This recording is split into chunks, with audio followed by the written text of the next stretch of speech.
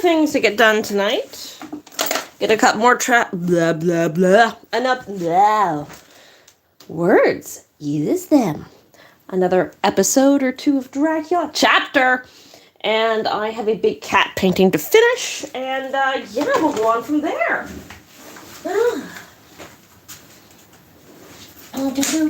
Fuck.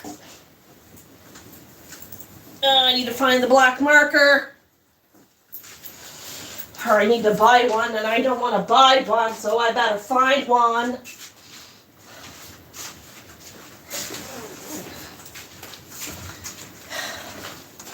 Anybody see what I did to it like 30 screens ago? I don't quite remember where I put it. I need to get this one done. And yeah, I screwed up here this morning, and like I have a black marker, but I have a, pardon my butt, like a black ink marker. I wonder if I put it in here by mistake. I have a lot of markers. I don't know if those will work. Maybe I am overthinking it. Maybe a regular Sharpie will be enough to get done what I need tonight.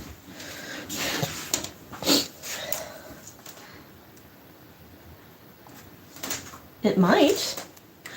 Alright, I'm gonna get high as fuck with these tonight, I think. Hold on to your butts, guys. As we continue. Dracula. I think we have like 7 chapters left. We'll try and get through 2 tonight. More beauty. Shop now at shoppersdrugmart.ca. Right now, they're trying to hunt down his layers. The two figures sitting patiently on the edge of the bed, he went on. If I were not sure already, I would know from them. For an instant, his eyes closed. Not with pain or sleep, but voluntarily. As though he were bringing all his faculties to bear. When he opened them, he said, hurriedly and with more energy than he had yet displayed. That's not gonna work. Quick, Doctor. Quick. I am dying. I feel that I have but a few minutes, and then I must go back to death. Or worse. Wet my lips with brandy again. I have something that I must say before I die. Or before my poor crushed brain dies anyhow. Thank you. No, I can't stand the lippy breathing. I implored you to let me go away. I couldn't speak then, for I felt my tongue was tied. But I was as sane then, except in that way, as I am now. I was in an agony of despair for a long time after you left me. It seemed hours. Then there came a sudden peace to me. My brain seemed to become cool again, and I realized where I was.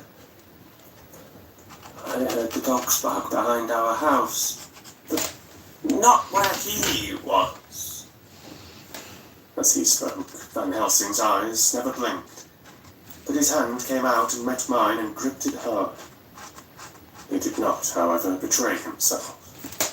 He nodded slightly and said, "Go on," in a low voice. Renfield proceeded. He came up to the window in the mist, as I had seen him often before. But he was solid then, not a ghost, and his eyes were fierce like a man's when angry. He was laughing with his red mouth. The sharp white teeth glinted in the moonlight when he turned to look back over the belt of trees, to where the dogs were barking. I wouldn't ask him to come in at first, though I knew he wanted to. Just as he had wanted all along. And then he began promising me things. Not in words, but by doing them. He was interrupted by a word from the professor. "Oh, by making them happen. Just as he used to send in the flies when the sun was shining. Great big fat ones with steel and sapphire on their wings. And big moths in the night with skull and crossbones on their backs. Van Helsing nodded to him as he whispered to me unconsciously. Echoing the atropus of the Sphinxes, what you call the death's head moth. The patient went on without stopping. Then he began to whisper, rats, rats, rats. Hundreds, thousands, millions of them. And every one alive. And dogs to eat them. And cats too. All lives. All red blood with years of life in it. And not merely buzzing flies. I laughed at him, for I wanted to see what he would do. Then the dogs howl away beyond the dark trees in his house. He beckoned me to the window. I got up and looked out, and he raised his hands and seemed to call out without using any words. A dark mass spread over the grass, coming on like the shape of a flame of fire, and then he moved the mist to the right and left, and I could see that there were thousands of rats with their eyes blazing red, like his, only smaller. He held up his hand, and they all stopped. And I thought he seemed to be saying, all these lives will I give you, I, and many more and greater, through countless ages, if you will fall down and worship me. And then a red cloud, like the colour of blood, seemed to close over my eyes. And before I knew what I was doing, I found myself opening the sash and saying to him, come in, Lord and Master. The rats were all gone, but he slid into the room through the sash, though it was only open an inch wide, just as the moon herself has often come in through the tiniest crack, and has stood before me in all her size and splendour. His voice was weaker, so I moistened his lips with the brandy again, and he continued. But it seemed as though his memory had gone on working in the interval, for his story was further advanced. I was about to call him back to the point, but Van Helsing whispered to me, let him go on. Do not interrupt him. He cannot go back and maybe could not proceed at all if once he lost the thread of his thought. He proceeded. All day I waited to hear from him, but he did not send me anything, not even a blowfly. And when the moon got up, I was pretty angry with him. When he slid in through the window, though it was shut, and did not even knock, I got mad with him. He sneered at me, and his white face looked out of the mist with his red eyes gleaming, and he went on as though he owned the whole place, and I was no one. What a jerk. Didn't even smell the same as he went by me. I couldn't hold him. I thought that somehow Mrs. Harker had come into the room. The two men sitting on the bed stood up and came over, standing behind him so that he could not see them. but where they could hear better. They were both silent, but the professor started and quivered. His face, however, grew grimmer and sterner still. Renfield went on without noticing. When Mrs. Harker came in to see me this afternoon, she wasn't the same. It was like tea after the teapot had been watered. Here we all moved, but no one said a word. He went on. I didn't know that she was here till she spoke, and she didn't look the same. I don't care for the pale people. I like them with lots of blood in them. And hers had all seemed to have run out. I didn't think of it at the time, but when she went away I began to think, and it made me mad to know that he had been taking the life out of her. I could feel that the rest quivered as I did, but we remained otherwise still. So when he came tonight, I was ready for him. I saw the mist stealing in, and I grabbed it tight. I had heard that madmen have a natural strength, and as I knew I was a madman, at times anyhow, I resolved to use my power.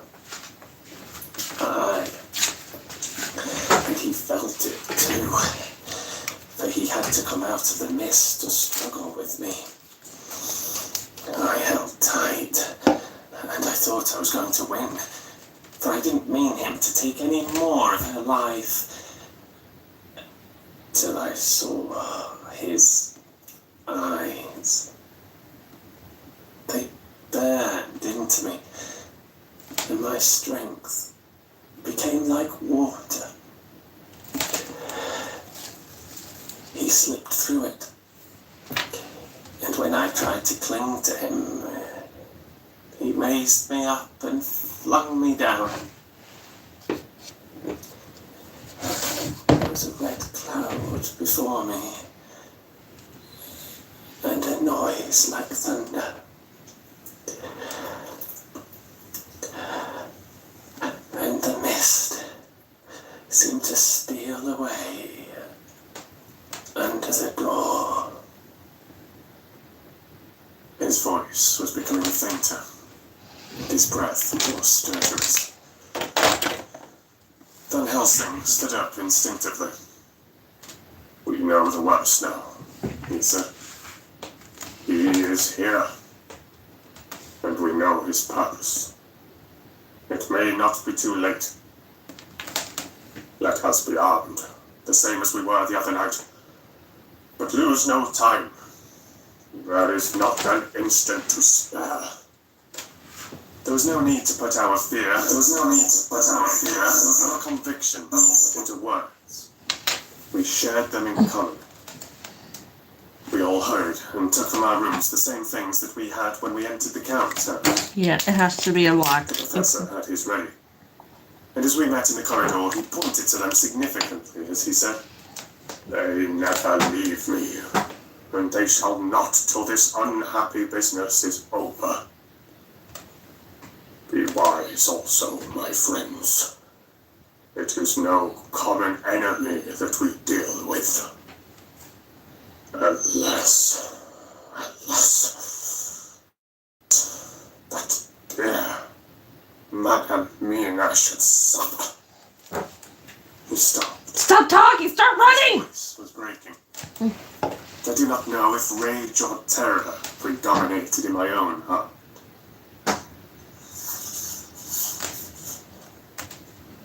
Outside the Harker's door, we paused. Art and Quincy held back, and the latter said, Should we disturb her? We must, said Van Helsing grimly. If the door be locked, I shall break it in. May it not frighten her terribly. It is unusual to break into a lady's room, Van Helsing said solemnly. You are always right. But this is life and death. All chambers are alike to the doctor, and even were they not, they are all as one to me tonight. Friend John, when I turn the handle, if the door does not open, do you put your shoulder down and shove. You too, my friends. Now. He turned the handle as he spoke, but the door did not yield. We threw ourselves against it. With a crash, it burst open, and we almost fell headlong into the room. The professor did actually fall, and I saw across him as he gathered himself up from hands and knees. What I saw appalled me. I felt my hair rise like bristles on the back of my neck. Gold. My heart seemed to stand still. Oh no, silver, I guess. The moonlight was so bright that through the thick yellow blind, the room was light enough to see. On the bed beside the window lay Jonathan Harker, his face flushed and breathing heavily as though in a stupor. Kneeling on the near edge of the bed facing outwards was the white-clad figure of his wife. By her side stood a tall, thin man, clad in black. His face was turned from us, but the instant we saw, we all recognized the Count. In every way, even to the scar on his forehead. With his left hand, he held both Mrs. Harker's hands, keeping them away with her arms at full tension. His right hand gripped her by the back of the neck, forcing her face down on his bosom. Jerk. Her white night dress was smeared with blood, and a thin stream trickled down the man's bare breast, which was shown by his torn open dress. The attitude of the two had a terrible resemblance to a child forcing a kitten's nose into a saucer of milk to compel it to drink. As we burst into the room, the Count turned his face, and the hellish look that I had heard described seemed to leap into it.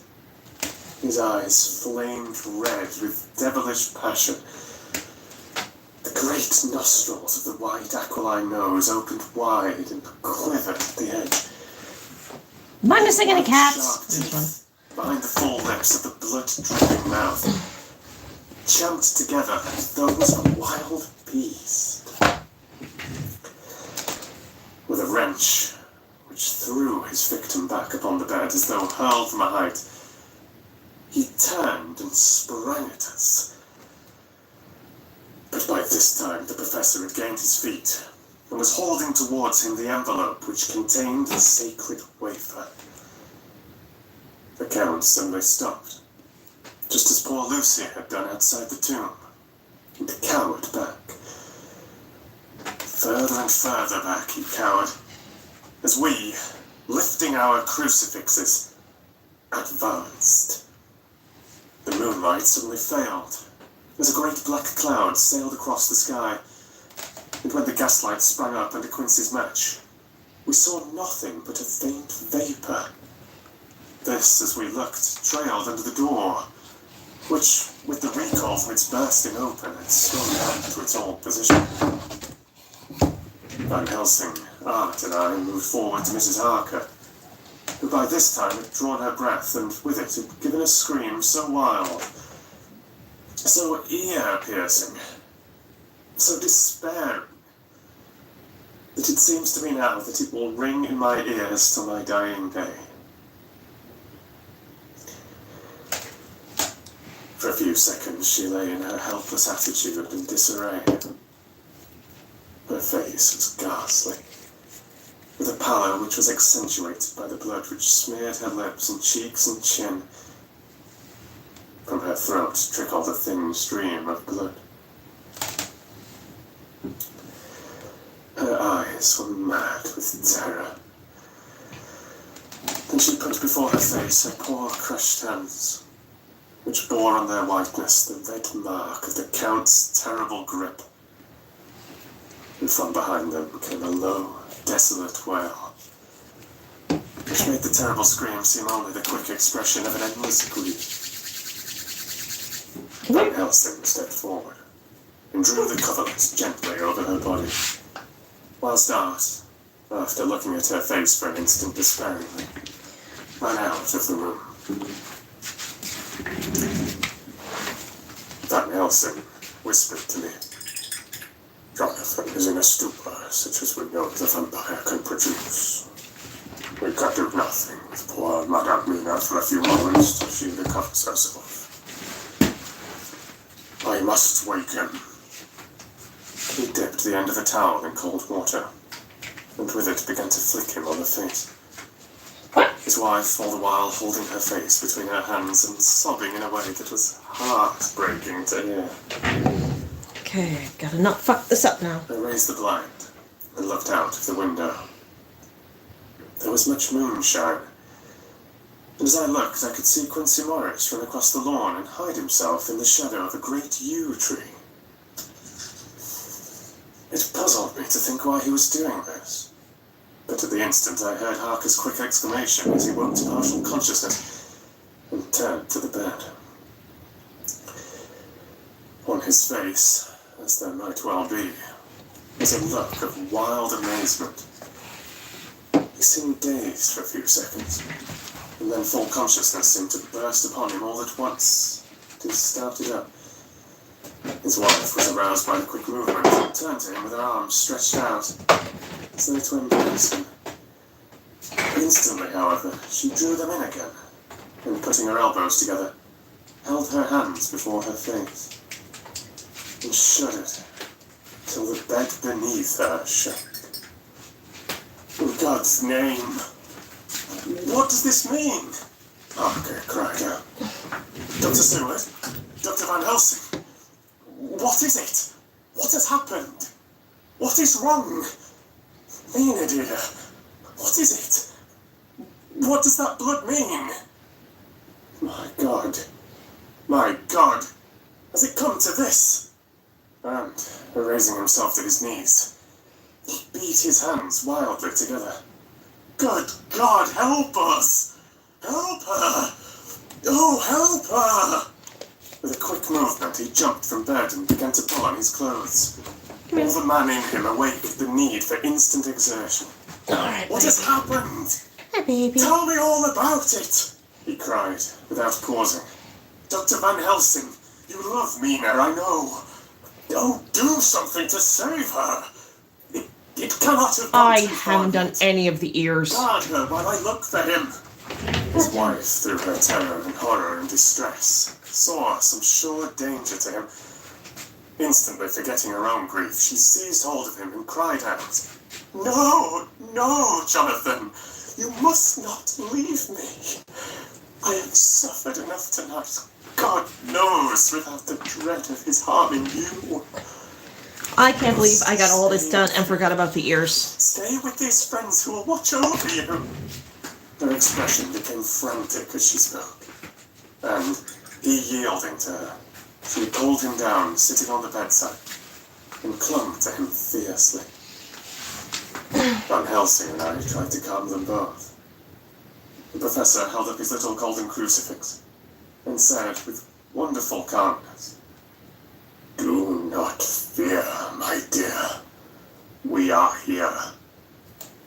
And whilst this is close to you, no foul thing can approach.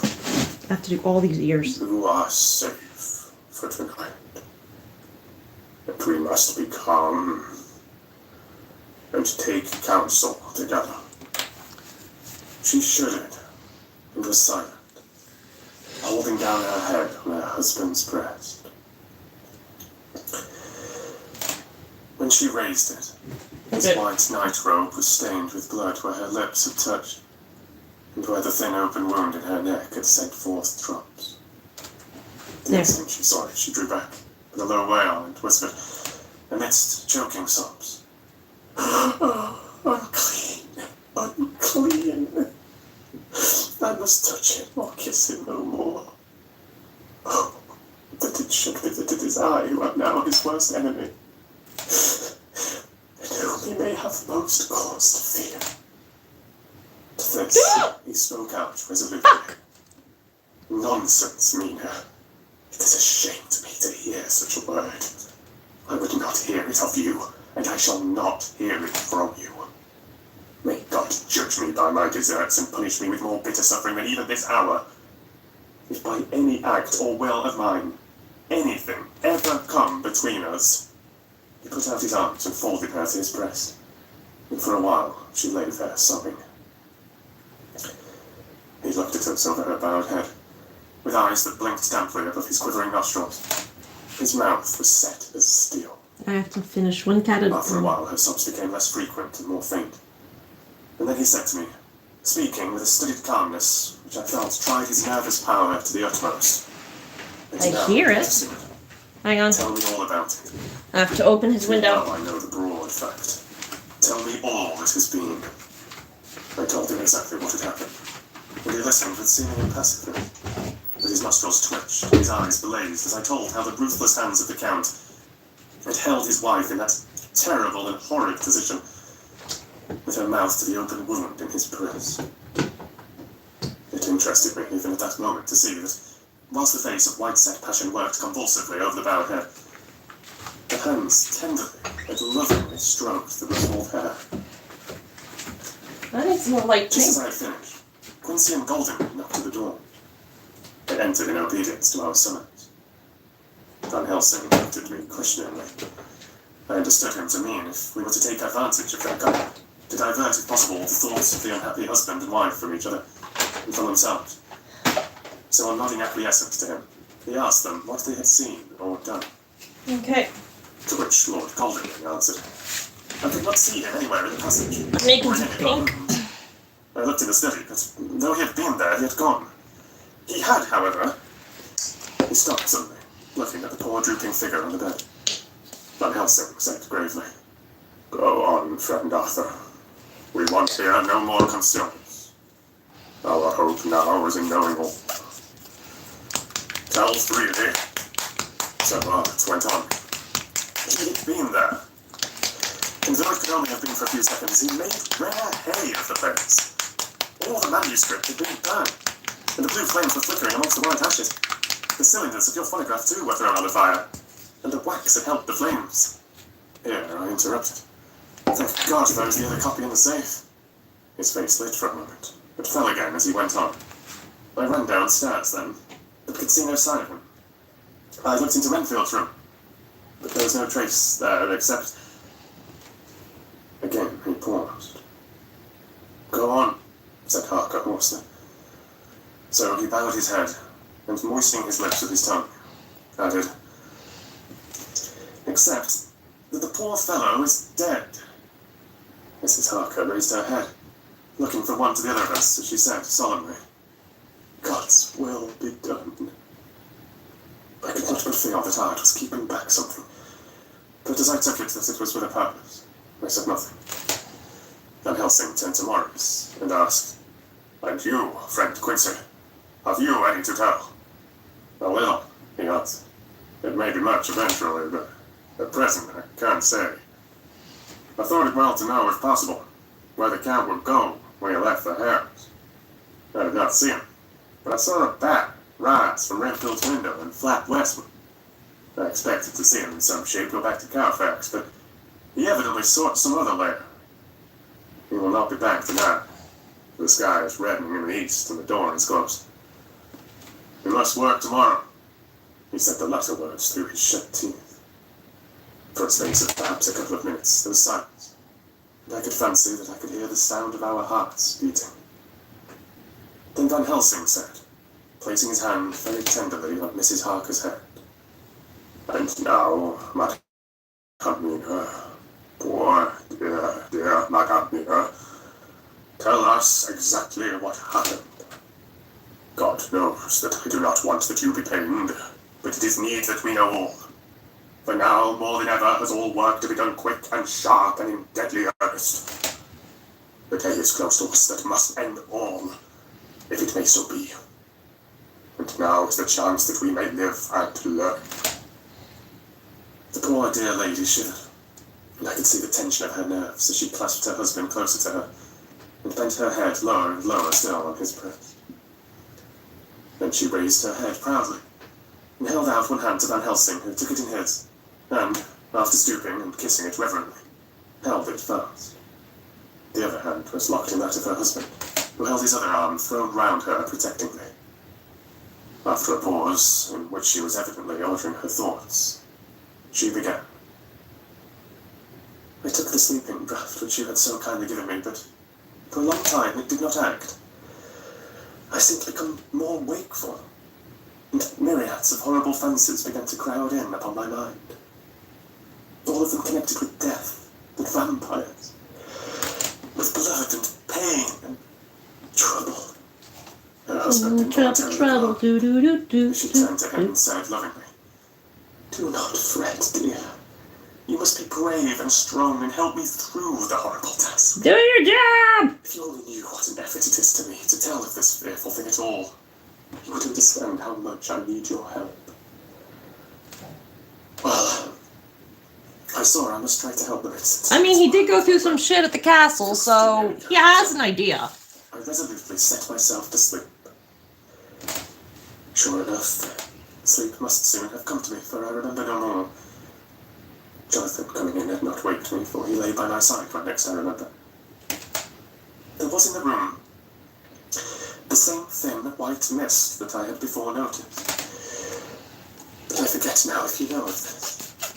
You will find it in my diary, which I shall show you later. I felt the same vague terror which had come to me before, and the same sense of some presence. I turned to wake Jonathan, but found that he slept so soundly that it seemed as if it was he who had taken the sleeping draught and not I. I tried, but I could not wake him. This caused me a great fear, and I looked around terrified. And indeed, my heart sank within me. Beside the bed, as if he had stepped out of the mist, or rather as if the mist had turned into his figure, for it had entirely disappeared, stood a tall, thin man, all in black. I knew him at once from the description of the others. The waxen face, the high aquiline nose, on which the light fell in a thin white line, the parted red lips, with the sharp white teeth showing in between, and the red eyes that I had seemed to see in the sunset on the windows of St. Mary's Church at Whitby. I knew, too, the red scar on his forehead where Jonathan had struck him. For an instant my heart stood still, and I would have screamed out, only that I was paralysed. In the pause he spoke, in a sort of keen, cutting whisper, pointing as he spoke to Jonathan. "Silence. If you make a sound, I shall take him and dash his brains out before your very eyes." I was appalled. It was too bewildered to do or say anything. With a mocking smile, he placed one hand upon my shoulder and, holding me tight, bared my throat with the other, saying as he did so, "First, a little refreshment to reward my exertions. You may as well be quiet. It is not the first time, or the second, that your veins have appeased my thirst." I was bewildered, and strangely enough, I did not want to hinder him. I suppose it is a part of the horrible curse that such is, where his touch is on his victim. And oh, my God, pity me. He placed his winking lips upon my throat. Her husband groaned together. She clasped his hand harder, and looked at him pityingly, as if he were the injured one, and went on. I felt my strength fading away, and I was in a half swoon. How long this horrible thing lasted, I know not, but it seemed that a long time must have passed before he took his foul, awful, sneering mouth away. I saw it drip with fresh blood, The remembrance seemed for a while to overpower her. She drooped and put herself down but for her husband's sustaining arm. With a great effort, she recovered herself and went on. Then he spoke to me mockingly. And so you, like the others, would play your brains against mine. You would help these men to hunt me and frustrate me in my designs. You know now, and they know in part already, and will know before long, what it is to cross my path.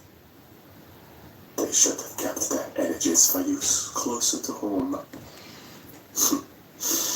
Once they played wits against me who commanded nations, and intrigued for them and fought for them hundreds of years before they were born. I was countermining them.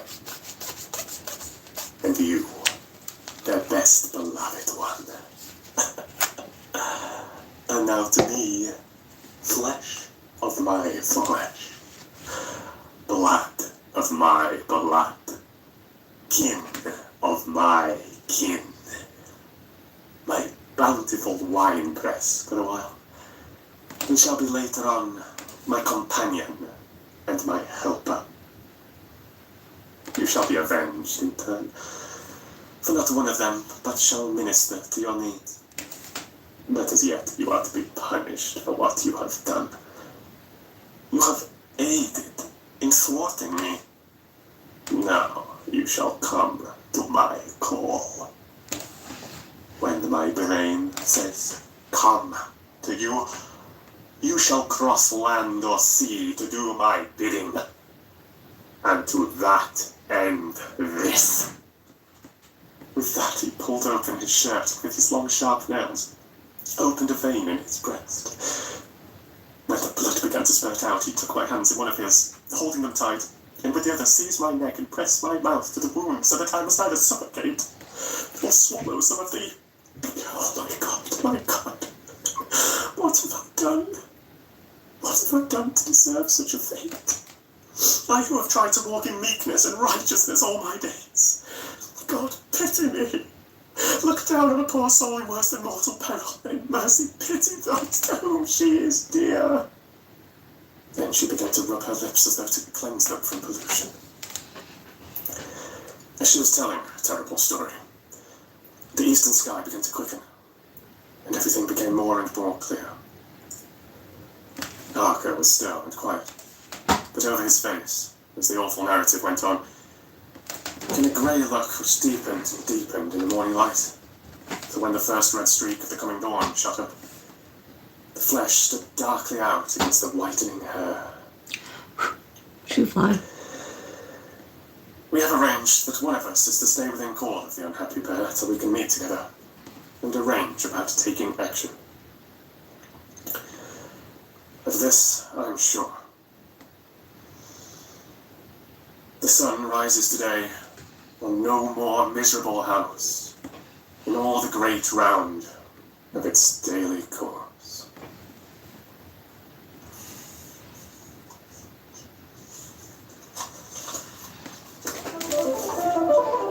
Angry penis, do do do do do do. Angry penis, do do do, jamming on those keys.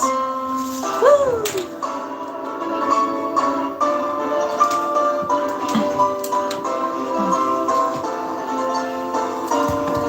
Got to get that out of there, and I don't know if I can.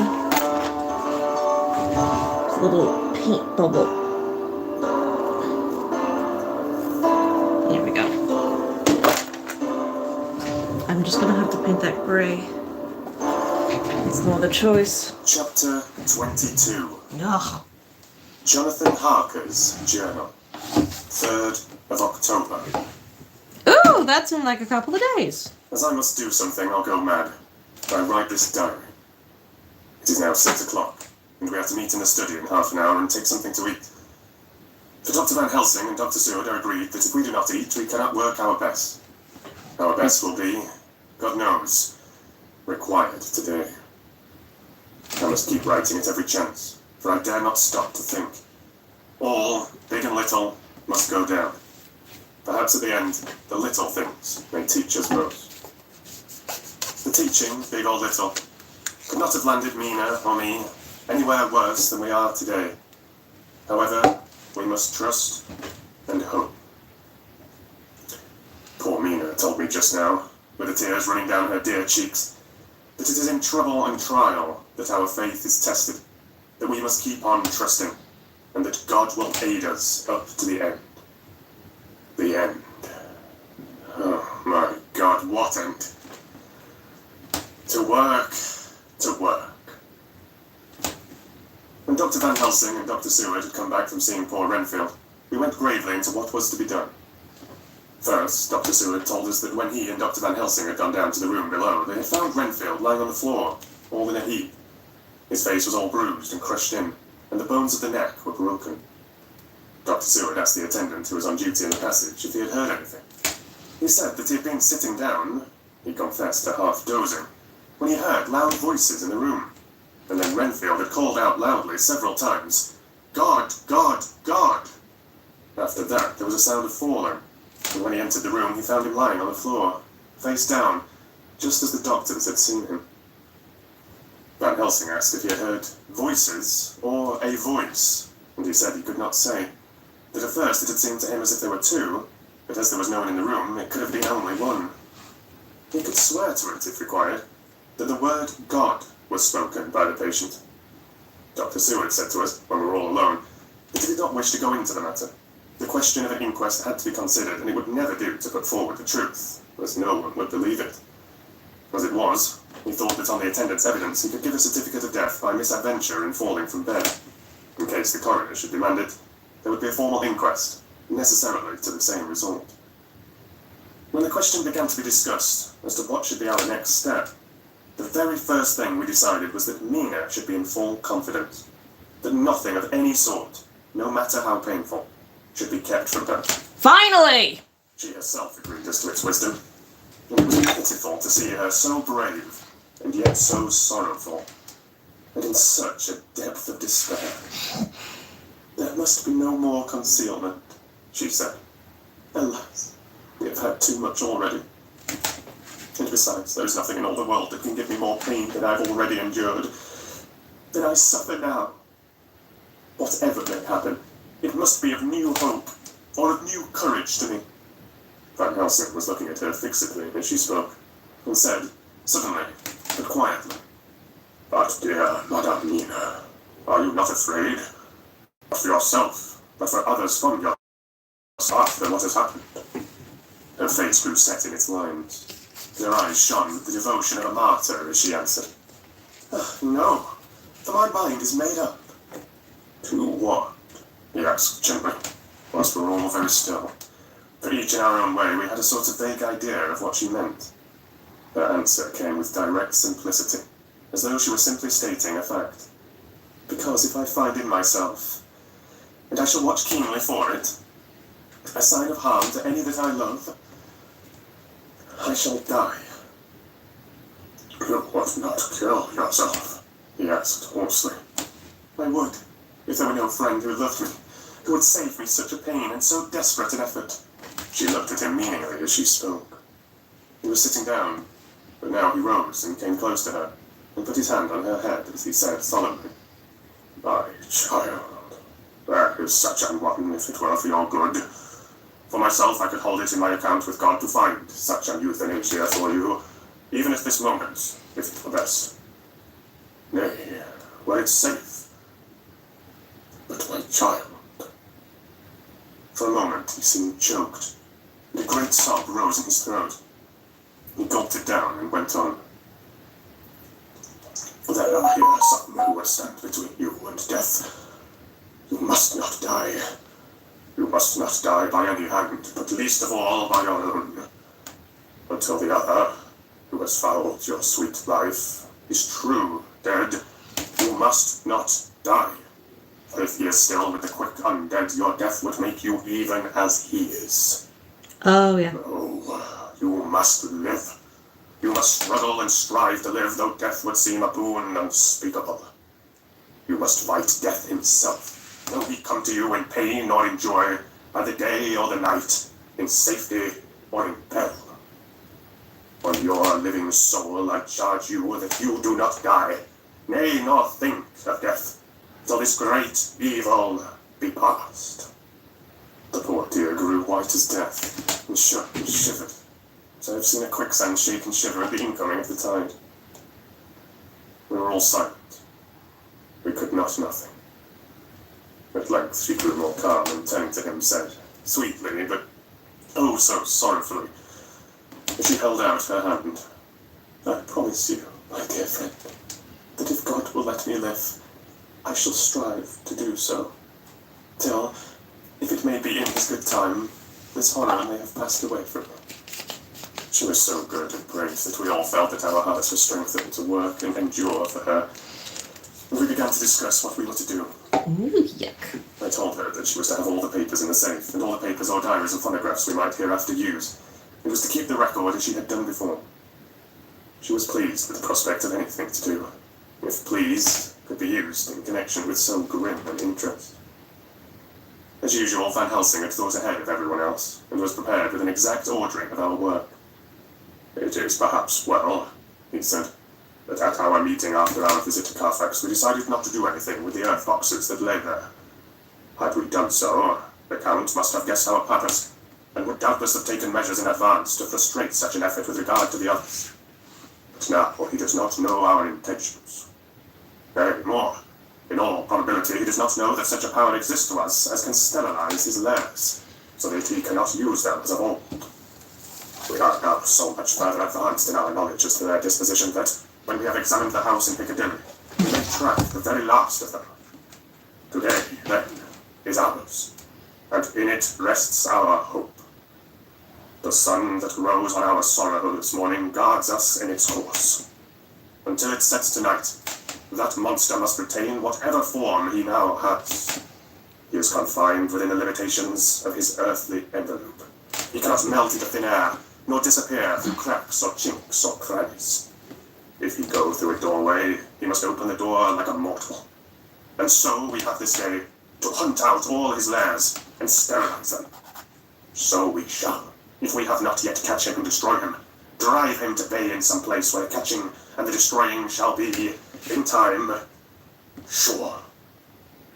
Here I started up, for I could not contain myself at the thought that the minutes and seconds so preciously laden with Mina's life and happiness were flying from us, since whilst we talked, action was possible.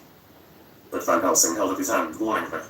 Hey, friend Jonathan, he said, in this, the quickest way home is the longest way, so your proverbs say. We shall all act, and act with desperate quick, when the time has come. But think, in all probable, the key of the situation is in that house in Piccadilly. The Count may have many houses which he has bought.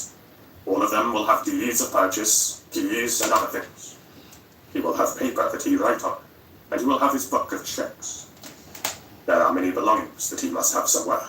Why not in this place so central, so quiet, where he come and go by the front or back at all hour, when in the very vast of the traffic there is none to notice? We shall go there and search that house, and when we learn what it holds, then we do what our friend Arthur call, in his phrases of hunt, stop the earths, and so we run down our old fox. So, is it not? Then let us come at once, I cried. We are wasting the precious, precious time. The professor did not move, but simply said, and how are we to get into that house in Piccadilly? Anyway, I cried, we shall break in if need be. And your police, where will they be? And what will they say? I was staggered, but I knew that if he wished to delay, he had a good reason for it. So I said, as quietly as I could, don't wait more than need be. You know, I am sure, what torture I am in. Ah, my child, that I do. And indeed, there is no wish of me to add to your anguish. But just think, what can we do until all the world be at movement? Then will come our time. I have thought and thought, and it seems to me that the simplest way is the best of all. Usually is. Now, we wish to get into the house. But we have no key. Is it not so? I nodded. Now suppose that you were, in truth, the owner of that house, and could not still get in, and think there was to you no conscience of the housebreaker. What would you do? I should get a respectable locksmith, and set him to work to pick the lock for me. And your police, they would interfere, would they not? Oh no, not if they knew the man was properly employed. Then, he looked at me keenly as he spoke. All that is in doubt is the conscience of the employer, and the belief of your policeman as to whether or no that employer has a good conscience or a bad one. Your police must indeed be zealous men and clever. Oh, so clever in reading the heart, that they trouble themselves in such matter. No, my friend Jonathan. You'll go take the lock off 100 empty house in this your London, or of any city in the world, and if you do it as such things are rightly done, and at the time such things are rightly done, no one will interfere. I have read The Gentleman, who owned a so fine house in your London, and when he went for months of summer to Switzerland and locked up his house, some burglar came and broke window at back and got in. And he went and made open the shutters in front and walked out and in through the door, before the very eyes of the police. Then he had an auction at that house, and advertised it, and put up big notice. And when the day come, he sell off by a great auctioneer all the goods of that other man who owned them. Then he go to a builder, and he sell him that house, making an agreement that he pull it down and take all away within a certain time. And your police and other authority help him all they can. And when that owner come back from his holiday in Switzerland, he find only an empty hall where his house had been. This was all done en règle, and in our work we shall be en règle too. We shall not go so early that the policemen, who have then little to think of, shall deem it strange. But we shall go after 10 o'clock, when there are many about, and when such things would be done, were we indeed owners of the house. I could not but see how right he was, and the terrible despair of Mina's face became relaxed, I thought. There was hope in such good counsel. Van Helsing went on. When once within that house, we may find more clues. At any rate, some of us can remain there, while the rest find the other places where there may be more earth crosses. At Bermondsey and Mile End. Lord Godalming stood up. I can be of some use here, he said. I shall wire to my people to have horses and carriages, where they will be most convenient. Look here, old fellow, said Morris. It is a capital idea to have all ready in case we want to go horsebacking. But don't you think that one of your snappy carriages with its heraldic adornments in a byway of Walworth or Mile End would attract too much attention for our purposes? It seems to me that we ought to take cabs when we go south or east, or even leave them somewhere near the neighborhood we are going to. Friend Quincy is right, said the professor. His head is what you call in plane with the horizon. It is a difficult thing. Level-headed. And we do not want no peoples to watch us, if so it may. Mina took a growing interest in everything, and I was rejoiced to see that the exigency of affairs was helping her to forget, for a time, the terrible experience. She was very, very pale, almost ghastly, and so thin that her lips were drawn away, showing her teeth in somewhat of prominence. I did not mention this last, lest it should give her needless pain, but it made my blood run cold in my veins to think of what had occurred with poor Lucy, when the Count had sucked her blood. As yet, there was no sign of the teeth growing sharper, but the time as yet was short, and there was time for fear.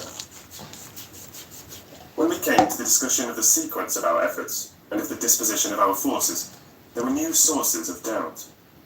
It was finally agreed that before starting for Piccadilly, we should destroy the Count's lair close at hand. In case he should find it out too soon, we should thus be still ahead of him in our work of destruction, and his presence in his purely material shape, and at its weakest, might give us some new clue. As to the disposal of forces, it was suggested by the professor that, after our visit to Carfax, we should all enter the house in Piccadilly, that the two doctors and I should remain there, whilst Lord Godalming and Quincy found the lairs at Walworth and Mile End and destroyed them. It was possible, if not likely, the professor urged, that the Count might appear in Piccadilly during the day, and that if so, we might be able to cope with him then and there. At any rate, we might be able to follow him in force. To this plan, I strenuously objected. Okay, did I miss any ears? I need eyes. Did I miss any ears? I thought that my mind was made up on the subject, but Mina would not listen to my objection. She said that there might be some law matter in which I could be useful, that amongst the Count's papers might be some clue which I could understand out of my experience in Transylvania, and that, as it was, all the strength we could muster was required to cope with the Count's extraordinary power. I had to give in, for Mina's resolution was fixed. She said that it was the last hope for her that we should all work together. As for me, she said, I have no fear. Things have been as bad as they can be, and whatever may happen must have in it some element of hope or comfort. There we go. Go, my husband. God can, if he wishes it, guard me as well alone as with anyone present. So I started up, crying out, then in God's name, let us come at once. We are losing time. The Count may come to Piccadilly earlier than we think. Not so, said Van Helsing, holding up his hand. All right. But why? That late already? Last night he banqueted heavily, and will sleep late. Did I forget? Shall I ever? Jacket. Can I ever? Can any of us ever forget that terrible scene? Mina struggled hard to keep her brave countenance, but the pain overmastered her, and she put her hands before her face, and shuddered while she moaned. Van Helsing had not intended to recall her frightful experience. He had simply lost sight of her and her part in the affair in his intellectual effort. When it struck him what he had said, he was horrified at his thoughtfulness and tried to comfort her. Oh, Madame Mina, he said. Dear Madame Mina, alas that I, of all who so reverence you, should have said anything so forgetful. These stupid old lips of mine and the stupid old head do not deserve so. If you will, forget it. Will you not? He bent low beside her as he spoke. She took his hand, and looking at him through her tears, said, hoarsely, No, I shall not forget. For it is well that I remember. And with it I have so How many cats are on here? I don't know. And I take it all together. Now you must all be going soon. Breakfast is ready. And we must all eat that we may be strong. Breakfast is a strange meal to us all. We tried to be cheerful and encourage each other. And Mina was the brightest and most cheerful of us. When it was over, Van Helsing stood up and said, Now, my dear friends, we go forth to our terrible enterprise. Haven't they been up for like 48 hours already? That night when first we visited our enemy's lair, armed against ghostly as well as carnal attack, we all assured him. Then it is well. Now, Madame Oh, my fingers are hurting you so are in any much. case quite safe here until the sunset. And before then we shall return, if we shall return. But before we go, let me see you armed against personal attack. I have myself, since you came down, prepared your chamber for the placing of the things of which we know, so that he may not enter. Now let me guard yourself. On your forehead I touch this piece of sacred wafer, in the name of the Father, the Son, and there was a fearful scream which almost froze our hearts to hear. As he had placed the wafer on Mina's forehead, it had seared it, and it burned into the flesh as though it had been a piece of white-hot metal. My poor darling's brain told her the significance of the fact as quickly as her nerves received the pain of it, and the two so overwhelmed her that her overwrought nature had its voice in that dreadful scream. But the words to her thoughts came quickly. The echo of the scream had not ceased to ring on the air when there came the reaction, and she sank on her knees on the floor in an agony of abasement. Pulling her beautiful hair over her face, as the leper of old his mantle, she wailed out, Unclean! Unclean! Even the Almighty shuns my polluted flesh. I must bear this mark of shame upon my forehead until the judgment day. They all paused. I had thrown myself beside her in an agony of helpless grief, and putting my arms around, held her tight. For a few minutes our sorrowful hearts beat together, whilst the friends around us turned away their eyes that ran tears silently.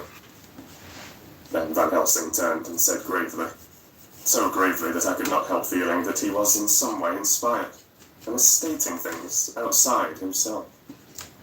It may be that you may have to bear that mark till God himself see fit, as he most surely shall on the judgment day, to redress all wrongs of the earth, and of his children that he has placed thereon. And oh, Madam Mina, my dear, may we who love you be there to see, when that red scar, the sign of God's knowledge of what has been, shall pass away, and leave your forehead as pure as the heart we know. For so surely as we live, shall pass away when God sees right to lift the burden that is hard upon us. Till then we bear our cross, as his Son did in obedience to his will. It may be that we are chosen instruments of his good pleasure, and that we ascend to his bidding, as that other through stripes and shame, through tears and blood, through doubts and fears, and all that makes a difference between God and man. There was hope in his words, and comfort, and they made for resignation. Mina and I both felt so, and simultaneously we each took one of the old man's hands and bent over and kissed it. Then, without a word, we all knelt down together, and all holding hands, swore to be true to each other. We men pledged ourselves to raise the veil of sorrow from the head of her whom, each in his own way, we loved. And we prayed for help and guidance in the terrible task which lay before us. It was then time to start. So I said farewell to Mina, a parting which neither of us shall forget to our dying day, and we set out. To one thing I've made up my mind. If we find out that Mina must be a vampire in the end, then she shall not go into that unknown and terrible land alone. I suppose it is thus that in old times, one vampire meant many. Just as their hideous bodies could only rest in sacred earth, so the holiest love was the recruiting sergeant for their ghastly ranks. We entered Carfax without trouble, and found all things the same as on the first occasion.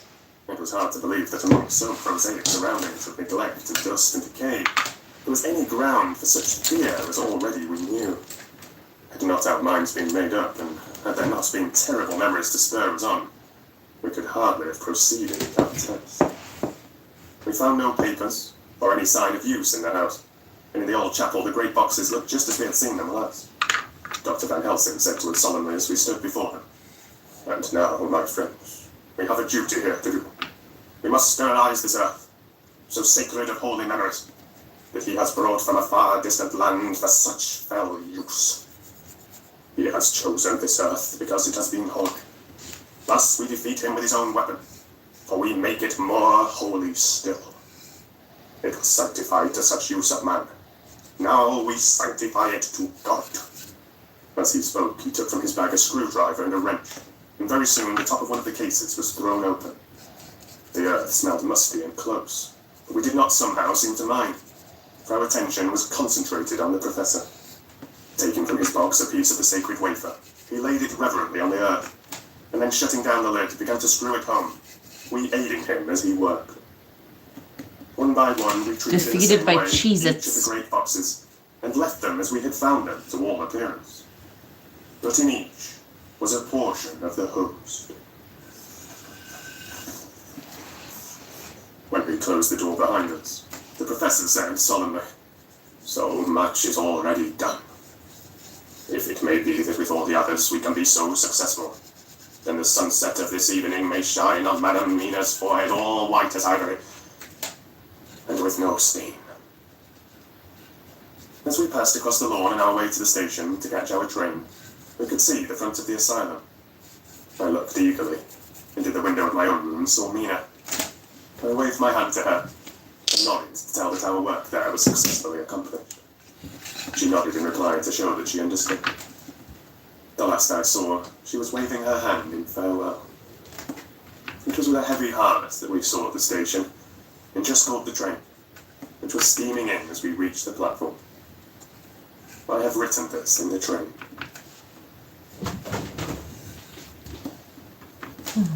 Piccadilly, 12:30 o'clock. Just before we reached Fenchurch Street, Lord Godalming said to me, "Quincy and I will find a locksmith. You had better not come with us in case there should be any difficulty. For under the circumstances, it wouldn't seem so bad for us to break into an empty house.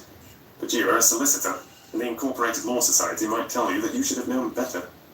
I demurred as to my not sharing any danger, even of odium, but he went on.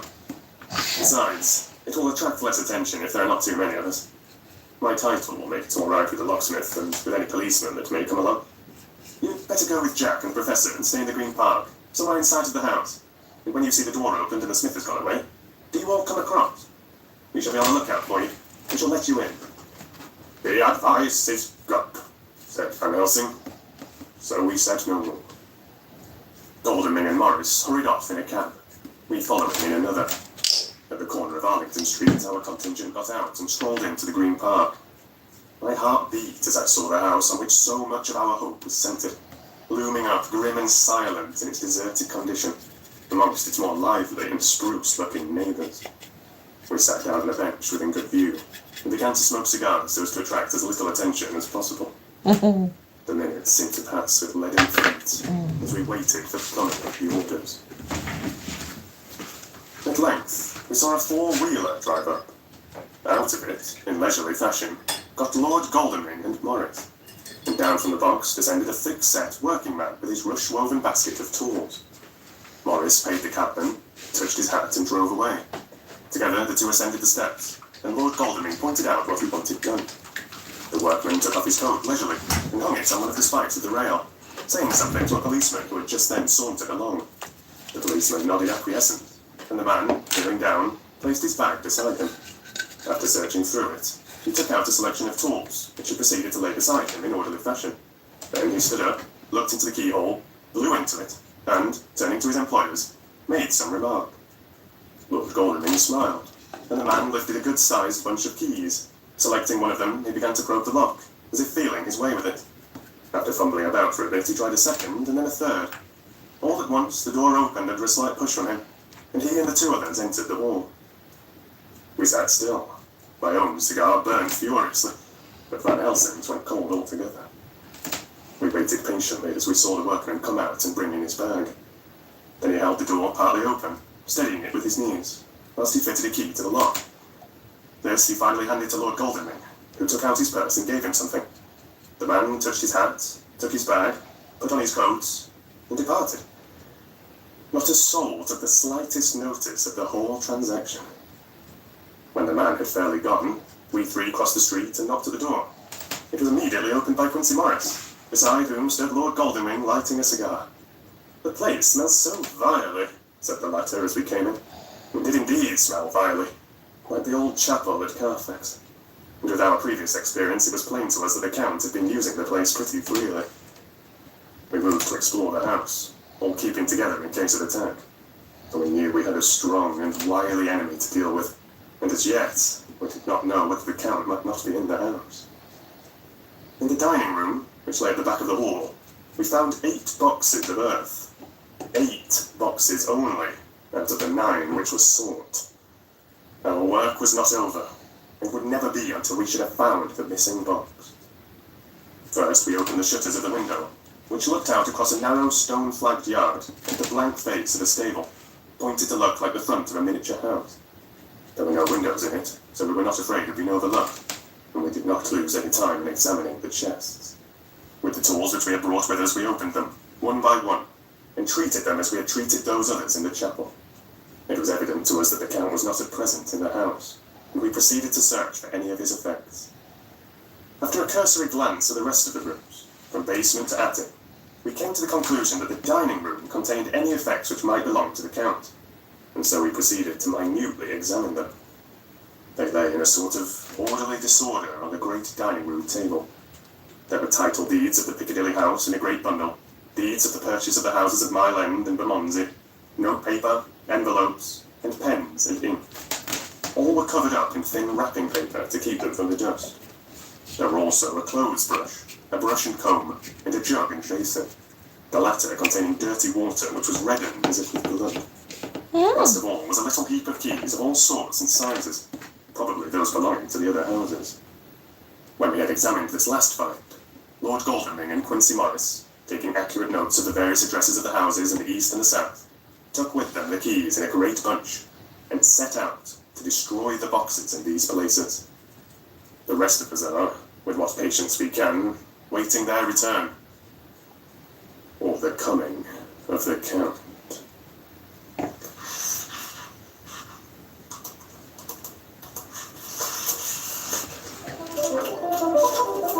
No, we're getting there. We're almost there.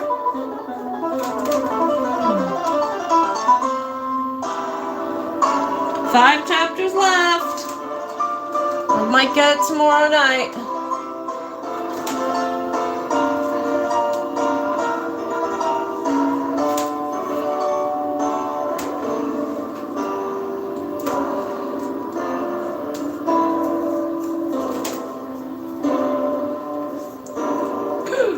It's okay. It's not one of those. Chapter 23. Dr. Sewers died 3rd of October. The time seemed terribly long whilst we were waiting for the coming of Godalming and Quincy Morris. The professor tried to keep our minds active by using them all the time. I could see his beneficent purpose by the side glances which he threw from time to time at Harker. The poor fellow is overwhelmed in a misery that is appalling to see. Last night, he was a frank, happy-looking man, with a strong, youthful face, full of energy, with dark brown hair. Today, he is a drawn, haggard old man, whose white hair matches well with the hollow, burning eyes and grief-written lines of his face. His energy is still intact. In fact, he is like a living flame. This may yet be his salvation, for, if all go well, it will tide him over the despairing period. He will then, in a kind of way, wake again to the realities of life. Poor fellow. I thought my own trouble was bad enough, but his... The professor knows this well enough, and is doing his best to keep his mind active. What he has been saying was, under the circumstances, of absorbing interest. So well as I can remember, here it is. I have studied, over and over again, since they came into my hands, all the papers relating to this monster. And the more I have studied, the greater seems the necessity to utterly stamp him out. All through there are signs of his advance, not only of his power, but of his knowledge of it. As I have learned from the researches of my friend Arminius of Budapest, he was in life a most wonderful man. Soldier, statesman, and alchemist, which latter was the highest development of the science knowledge of his time. He had a mighty brain, a learning beyond compare, and a heart that knew no fear and no remorse. He dared even to attend the scholar manse, and there was no branch of knowledge of his time that he did not essay. Well, in him the brain powers survived the physical death, though it would seem that memory was not all complete. In some faculties of mind he has been, and is, only a child. But he is growing, and some things that were childish at the first are now of man's stature. He is experimenting, and doing it well.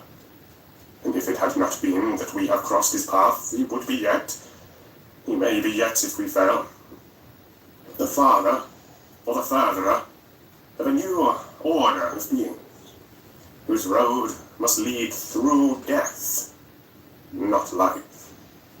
Harker groaned and said, "This is all a raid against my darling. But how is he experimenting? The knowledge may help us to defeat him."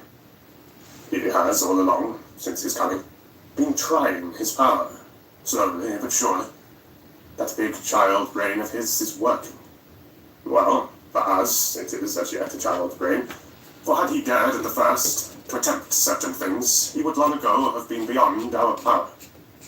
However, he means to succeed, and a man who has centuries before him can afford to wait and to go slow. Festina lente may well be his motto. "I fail to understand," said Harker wearily. "Oh, do be more plain to me. Perhaps grief and trouble are dulling my brain. The professor laid his hand tenderly on his shoulder as he spoke. Ah, my child, I will be plain. Do you not see how, of late, this monster has been creeping into knowledge experimentally? How he has been making use of the Suphagus patient to effect his entry into friend John's home? For your vampire, though in all afterwards he can come when and how he will, must at the first make entry only when asked thereto by an inmate. But these are not his most important experiments. Do we not see how at first all these so great boxes were moved by others? He knew not then, but that must be so. But all the time that so great child brain of his was growing, and he began to consider whether he might not himself move the box. So he began to help. And then, when he found that this be all right, he tried to move them all alone. And so he progressed, and he scattered these graves of him, and none but he know where they are hidden. He may have intended to bury them deep in the ground, so that he only use them in the night, or at such time as he can change his form, and they do him equal well.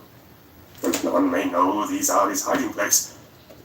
But, my child, do not despair. This knowledge come to him just too late. Already all of his lairs but one he sterilized, as for him, and before the sunset this shall be so. Then he have no more place where he can move and hide. I delayed this morning that we might be sure. Is there not more at stake for us than him? Then why we not be even more careful than him? By my clock it is 1 hour, and already, if all be well, friend Arthur and Quincy are on their way to us. Today is our day, and we must go sure, if slow, and lose no chance. See, there are 5 of us when those absent ones return. Whilst he was speaking, we were startled by a knock at the hall door, the double postman's knock of the telegraph board. We all moved out to the hall with one impulse, and Van Helsing, holding up his hand so as to keep silence, stepped to the door and opened it. The boy handed in a desk badge. The professor closed the door again, and, after looking at the direction, opened it and read it aloud. Luck out for D. He has just now, 12:45, come from Carfax hurriedly, and hastened towards the south. He seems to be going the round, and may want to see you. Mina. There was a pause, broken by Jonathan Harker's voice. Now, God be thanked, we shall soon meet. Van Helsing turned to him quickly and said, God will act in his own way and time. Do not fear, and do not rejoice as yet. For what we wish for at the moment may be our undoings. I care for nothing now, he answered hotly, except to wipe out this brute from the face of creation. I would sell my soul to do it. Oh, hush, hush, my child, said Van Helsing. God does not purchase souls in this wise, and the devil, though he may purchase, does not keep faith. But God is merciful and just, and knows your pain and your devotion to that dear Madame Mina. Think you how her pain would be doubled, did she but hear your wild words? Do not fear, any of us. We are all devoted to this cause, and today shall see the end. The time is coming for action. Today this vampire is limited to the powers of man. Until sunset, he may not change. It will take him time to arrive here. See, it is 20 minutes past 1, and there are yet some times before he can ever come. Be he never so quick. What we must hope for is that my Lord Arthur and Quincy arrive fast. About half an hour after we had received Mrs. Harker's telegram, there came a quiet, resolute knock at the hall door. It was just an ordinary knock, such as is given hourly by thousands of gentlemen, but it made the professor's heart and mine beat loudly. We looked at each other, and together moved out into the hall. We each held ready to use our various armaments, the spiritual in the left hand, the mortal in the right. Van Helsing pulled back the latch, and, holding the door half open, stood back, having both hands ready for action. The gladness of our hearts must have shone upon our faces when, on the step close to the door, we saw Lord Godalming and Quincy Morris. They came quickly in and closed the door behind them, the former saying, as they moved along the hall. "It is all right. We found both places, 6 boxes in each, and we destroyed them all." "Destroy?" asked the professor. "For him." We were silent for a minute, and then Quincy said, "There's nothing to do but to wait here. If, however, he doesn't turn up by 5 o'clock, we must start off. It won't do to leave Mrs. Harker alone after sunset." "He will be here before long now," said Van Helsing, who had been consulting his pocketbook. "Nota bene. In Madame's telegram, he went south from Carfax. That means he went to cross the river, and he could only do so at slack of tide, which should be something before 1 o'clock. That he went south has a meaning for us. He is as yet only suspicious, and he went from Carfax first to the place where he would suspect interference least. You must have been at Bermondsey only a short time before him. That he is not here already shows that he went to Mile End next. This took him some time, for he would then have to be carried over the river in some way. Believe me, my friends, we shall not have long to wait now. We should have ready some plan of attack, that we may throw away no chance. Hush, there is no time now. Have all your arms. Get ready." He held up a warning hand as he spoke, for we all could hear a key softly inserted in the lock of the hall door. I could not but admire, even at such a moment, the way in which a dominant spirit asserted itself. In all our hunting parties and adventures in different parts of the world, Quincy Morris had always been the one to arrange the plan of action, and Arthur and I had been accustomed to obey him implicitly. Now the old habit seemed to be renewed instinctively. With a swift glance round the room, he at once laid out our plan of attack, and, without speaking a word, with a gesture, placed us each in position. Van Helsing, Harker, and I were just beyond the door, so that when it was open, the professor could guard it, whilst we two stepped between the incomer and the door. Godalming behind and Quincy in front, stood just out of sight, ready to move in front of the window. We waited in a suspense that made the seconds pass with a nightmare slowness. The slow, careful steps came along the hall. The Count was evidently prepared for some surprise. At least, he feared it. Suddenly, with a single bound, he leaped into the room, winning a way past us before any of us could raise a hand to stay him. There was something so panther-like in the movement, something so unhuman, that it seemed to sober us all from the shock of his coming. The first to act was Harker, who, with a quick movement, threw himself before the door leading into the room in the front of the house. As the Count saw us, a horrible sort of snarl passed over his face, showing the eye teeth long and pointed. But the evil smile as quickly passed into a cold stare of lion-like disdain. His expression again changed, as, with a single impulse, we all advanced upon him. It was a pity that we had not some better organized plan of attack, for even at the moment I wondered what we were to do. I did not myself know whether our lethal weapon would avail us anything. Harker evidently meant to try the matter, for he had ready his great Kirkry knife, and made a fierce and sudden cut at him. The blow was a powerful one.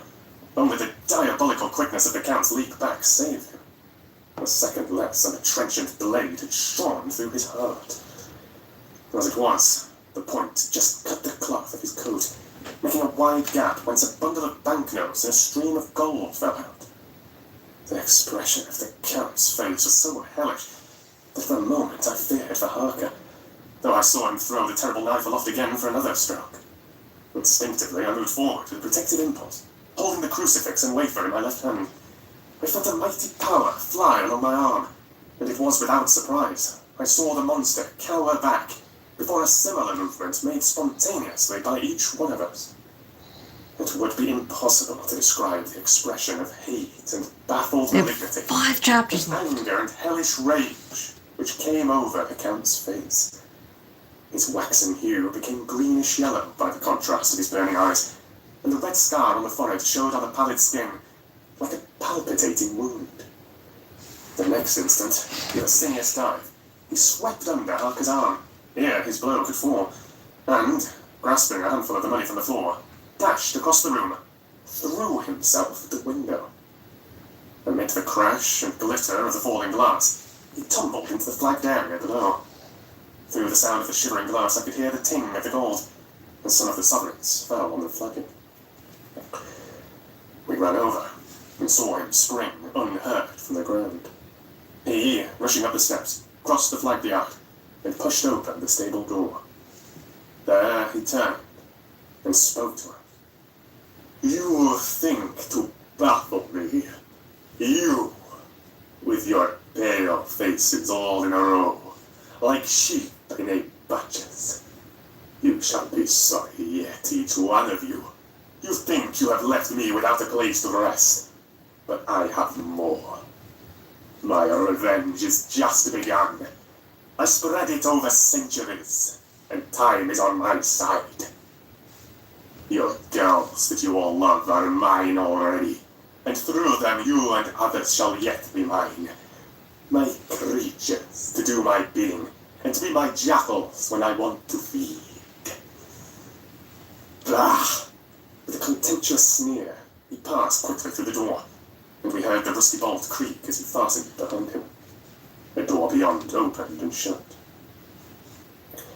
The first of us to speak was the professor, as, realizing the difficulty of following him through the stable, we moved towards the hall.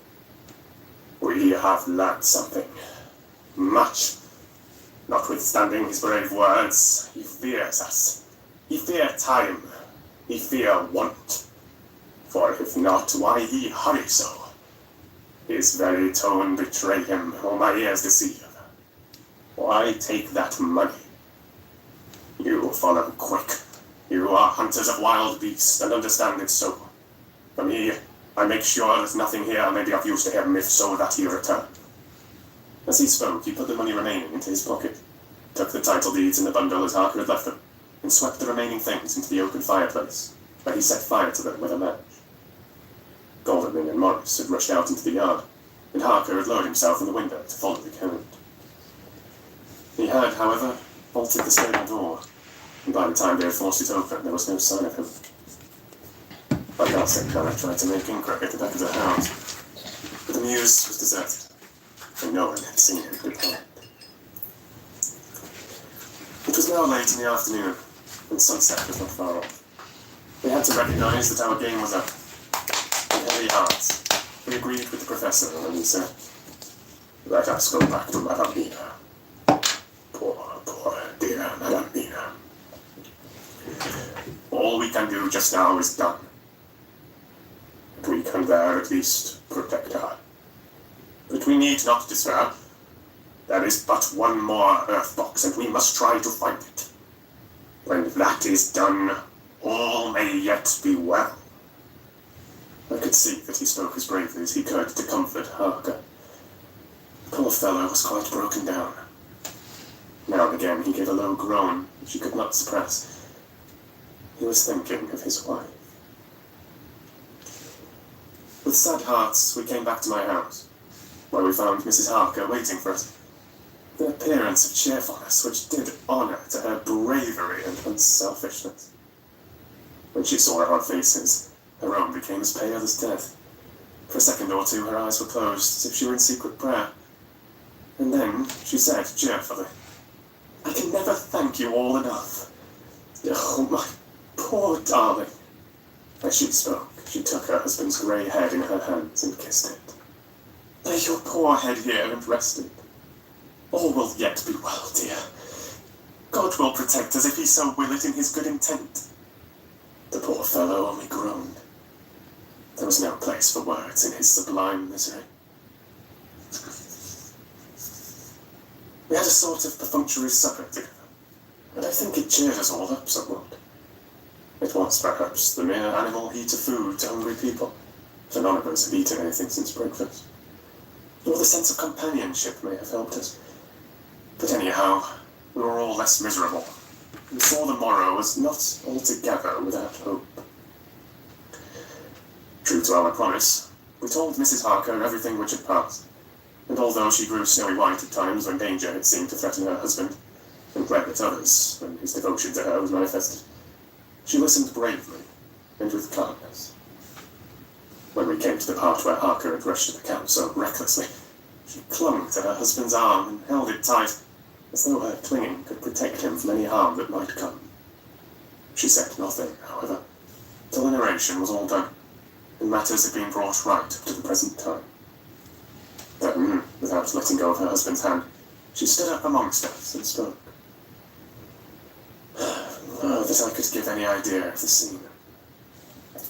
That sweet, good woman in all the radiant beauty of her youth and animation, with the red scar on her forehead, of which she was conscious and which we saw with the grinding of our teeth, remembering whence and how it came.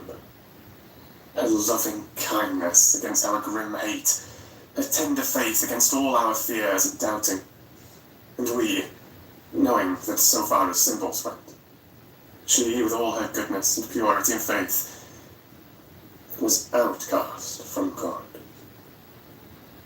Jonathan, she said, and the word sounded like music on her lips, it was so full of love and tenderness.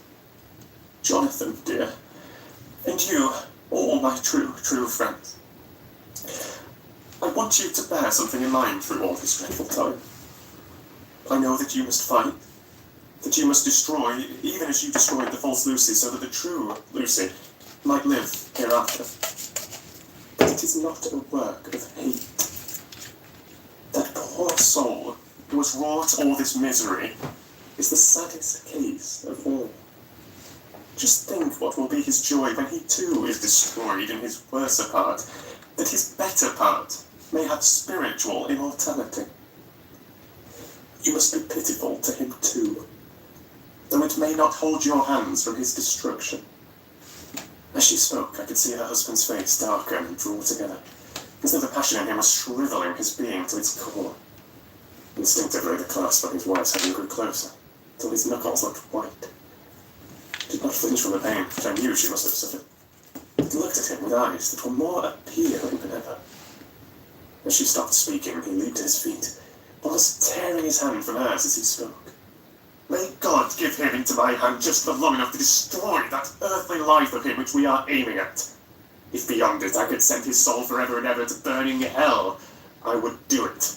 Oh, hush, in the name of the good God, don't say such things, Jonathan. My husband, or he will crush me with fear and horror. Just think, my dear, I have been thinking all this long day of it, that perhaps someday I too may need such pity, and that some other like you, and with equal cause for anger, may deny it to me. Oh, my husband, indeed I would have spared you such a thought had there been another way, but I pray that God may not have treasured your wild words, except as the heartbroken wail of a very loving and sorely stricken man. Oh, God, let these poor white hairs go in evidence of what he has suffered, who all his life has done no wrong, and on whom so many sorrows have come. We men are all in tears now. There was no resisting them, and we wept openly. She wept too, to see that her sweeter counsels had prevailed. Her husband flung himself on his knees beside her, and putting his arms round her, hid his face in the folds of her dress. Van Helsing beckoned to us, and we stole out of the room, leaving the two loving hearts alone with their God. Before they retired, the professor fixed up the room against any coming of the vampire, and assured Mrs. Harker that she might rest in peace. She tried to school herself to the belief, and manifestly for her husband's sake, tried to seem content. It was a brave struggle, and was, I think and believe, not without its reward. Van Helsing had placed at hand a bell, which either of them to sound, in case of any emergency.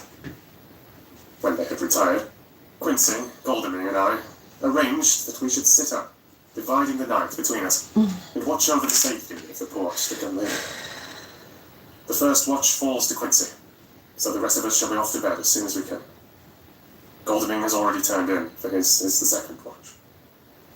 Now that my work is done, I too shall go to bed.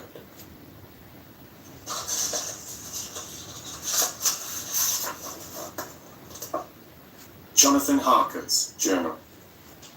3rd to 4th of October, close to midnight. I thought yesterday would never end. There was over me a yearning for sleep, and some sort of blind belief that to wake would be to find things change, and that any change must now be for the better. Before we parted, we discussed what our next step was to be, but we could arrive at no result. All we knew was that one earth box remained, and that the Count alone knew where it was. If he chooses to lie hidden, he may baffle us for years. And in the meantime, the thought is too horrible. I dare not think of it even now. This I know, that if ever there was a woman who was all perfection, that one is my poor, wronged darling. I love her 1,000 times more for her sweet pity of last night. A pity that made my own hate of the monster seem despicable. Surely God will not permit the world to be the poorer by the loss of such a creature. This is hope to me. We are all drifting reefwards now. Okay, that was done. And faith is our only anchor.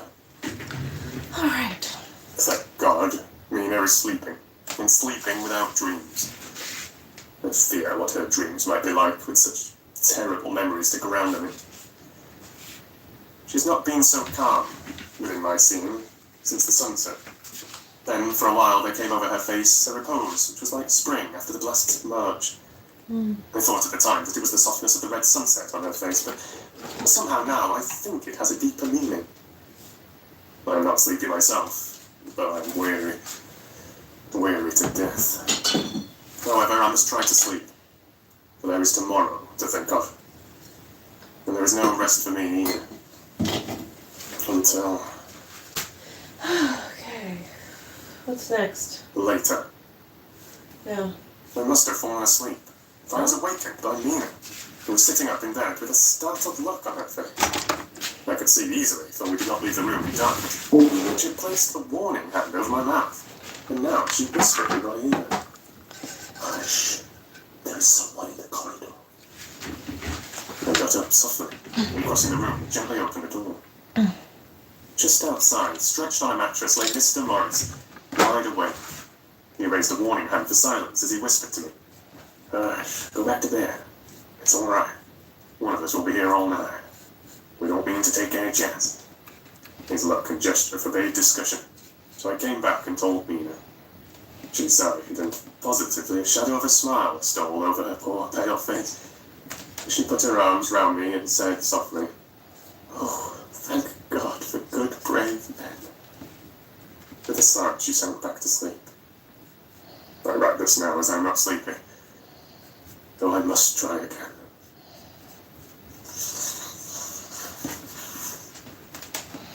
Fourth of October, morning. Once again during the night I was wakened by Mina.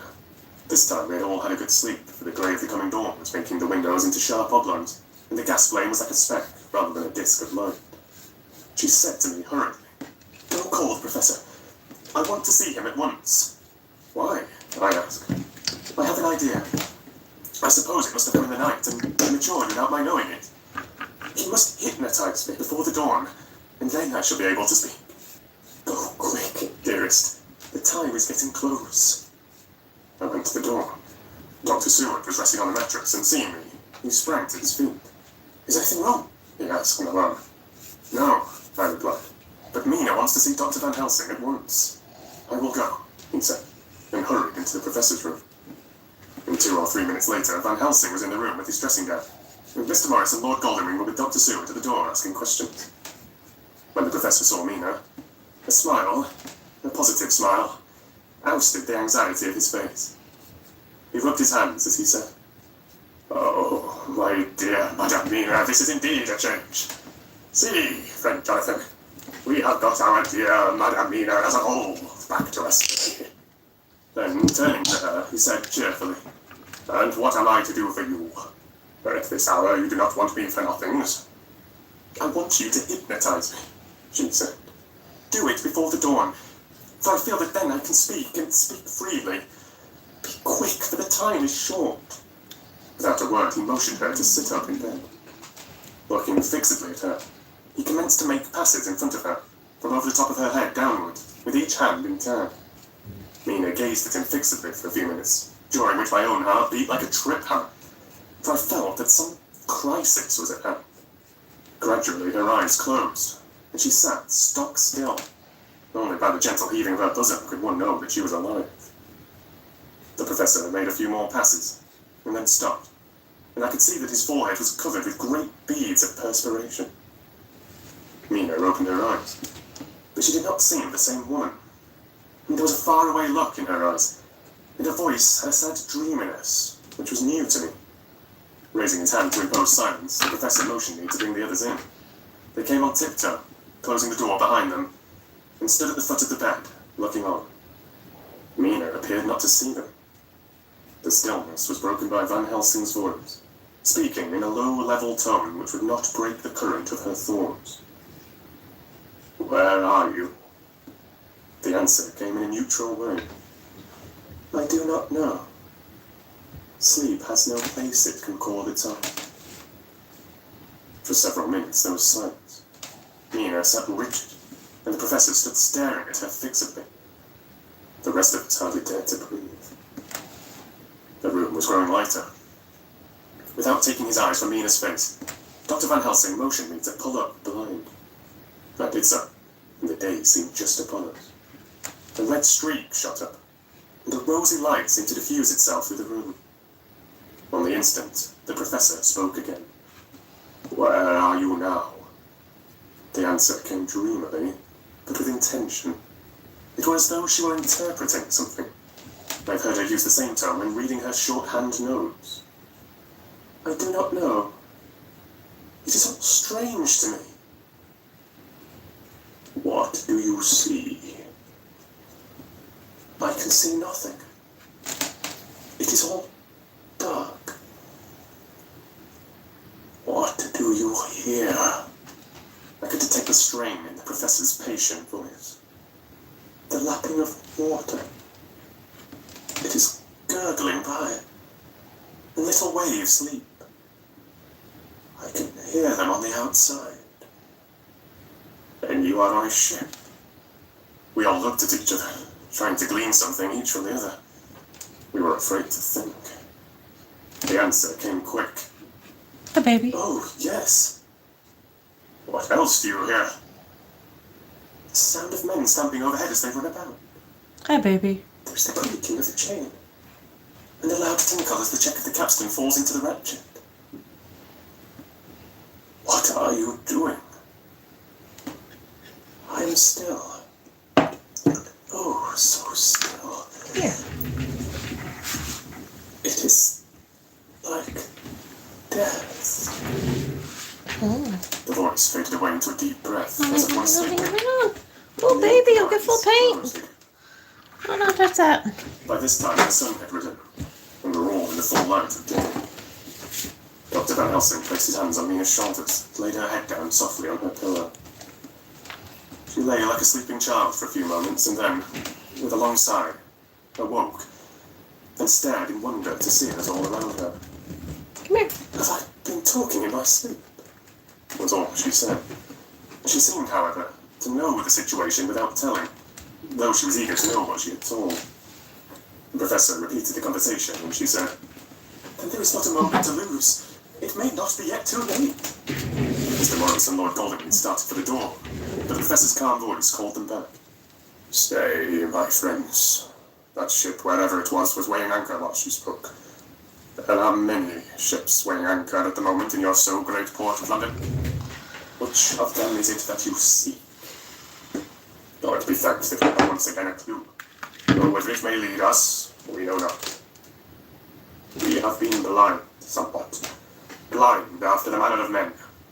Since when we can look back, we see what we might have seen looking forward. If we had been able to see what we might have seen. Alas, that sentence is a pun, is it not?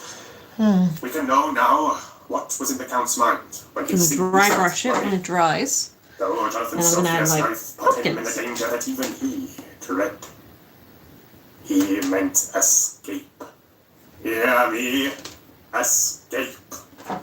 He saw that with but one Earthbox left and a pack of men following like dogs after a fox, this London was no place for him. He have take his last Earthbox on board a ship and he leave the land. He think to escape, but no, we follow him. Tally-ho, his friend Arthur would say when he put on his red frock. Our old fox is wily, oh, so wily, and we must follow up with wile. I, too, am wily, and I think his mind in a little while. In meantime, we may rest, and in peace.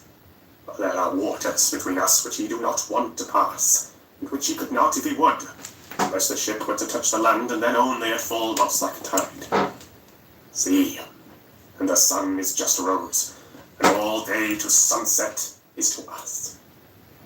Let us take bath, and dress, and have breakfast, which we all need, and which we can eat comfortable, since he is not in the same land with us. Mina looked at him appealingly, and she asked, "But why we need seek him further, when he has gone away from us?" He took her hand and patted it as he replied, "Ask me nothing as yet. When we have breakfast, then I answer all questions." He would say no more, and we separated to dress. After breakfast, Mina repeated her question. Okay. He looked at her gravely for a minute, and then said sorrowfully, "Because, my dear Madame Mina, now, more than ever, must we find him, even if we have to follow him to the jaws of hell." She grew paler. She asked faintly, "Why?" "Because," he answered solemnly, "he can live for centuries, but you are but mortal one. Time is now to be dreaded, since once he put that mark upon your throat." I was just in time to catch her, as she fell forward in a faint.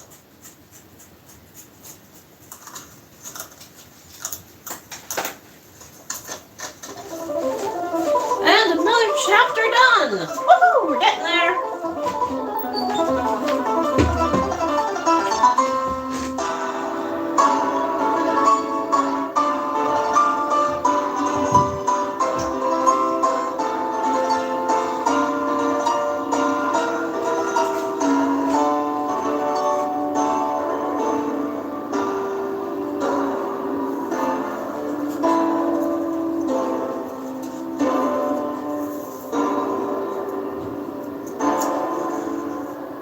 Chapter 24.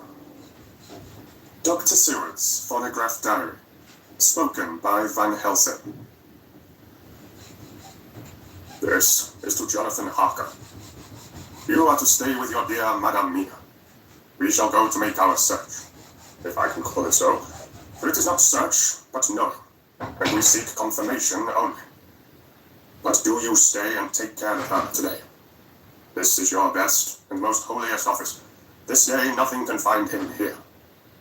Let me tell you that so you will know what we foreknow already, for I have told. He, our enemy, have gone away. He have gone back to his castle in Transylvania. I know it so well, as if a great hand of fire wrote it on the wall. We have prepared for this in some way, and that last Earthbox was ready to ship somewhere else. For this he took the money.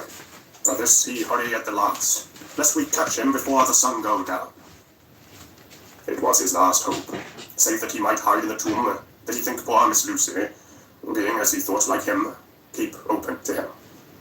But there was not of time. When that failed, he made straight for his last resource, his last earthwork, I might say, did I wish to voluptuant. He is clever, oh so clever. He know that his game here was finished. And so he decided to go back home. He find ship going by the route he came, and he go in it. We go off now to find what ship and whither bound. When we have discovered that, we come back and tell you all. Then we will comfort you and poor dear Madame Mina with new hope.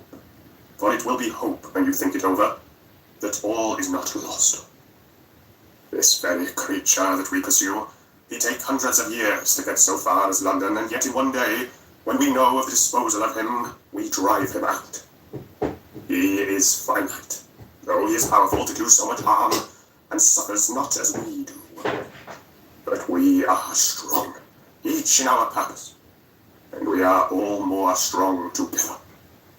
Take heart of flesh, dear husband of Madame Mina. This battle is but begun, and in the end, we shall win. So sure as that God sits on high to watch over his children. Therefore, be of much comfort till we return. Van Helsing.